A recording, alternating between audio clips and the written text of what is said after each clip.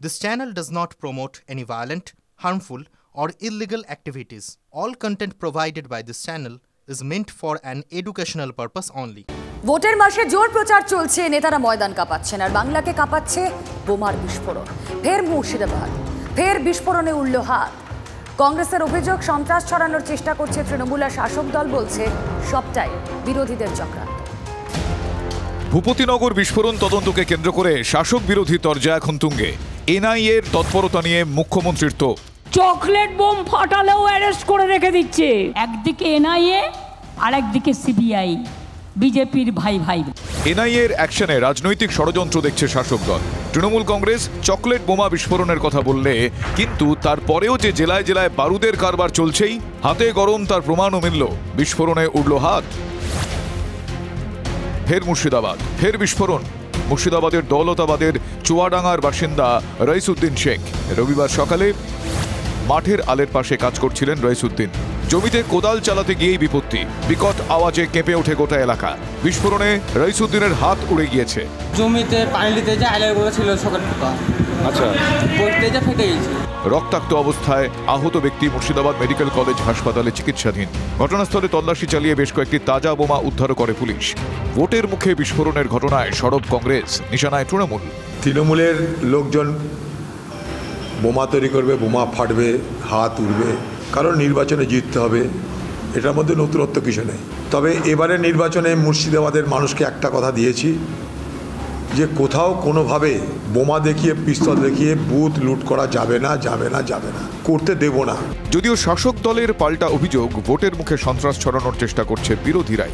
লোকসভা নির্বাচনের আগে এখানকার সিপিএম, এখানকার বিজেপি, এখানকার কংগ্রেস ঠিক পঞ্চায়েত নির্বাচনের পুনরাবৃত্তির জন্য এইসব কাণ্ডগুলো ঘটাচ্ছে। রাজনীতির রং না দেখে যাদের কাছে আছে সব তাদের ব্যবস্থা হবে। নেতারা অনেক কিছুই বলছেন, কিন্তু এবারই তো প্রথম নয়। বারবার মুর্শিদাবাদের বিভিন্ন এলাকা থেকে বোমা বারুদ উদ্ধার হয়েছে, বিপন্ন হয়েছে শৈশব। 8ই জানুয়ারি 2023 শামশেরগঞ্জে বল ভেবে বোমায় হাত, বিস্ফোরণে আহত 2 শিশু। 22শে জানুয়ারি 2023 বহরমপুরে টিকটিকি পাড়ায় বিস্ফোরণে আহত 3 কিশোর। 19শে জুন 2023 ফারাক্কার ইমামনগরে বোমা ফেটে জখম শিশু। 26শে অগস্ট 2023 শামশেরগঞ্জের রতনপুরে বিস্ফোরণে আহত 1 শিশু।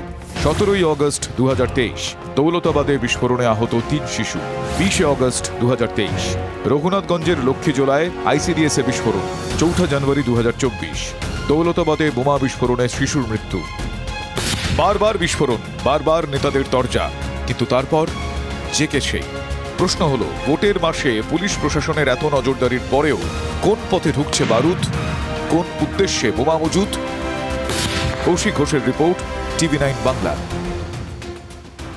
তারা আইনের রক্ষক, অথচ তারাই কিনা আক্রান্ত।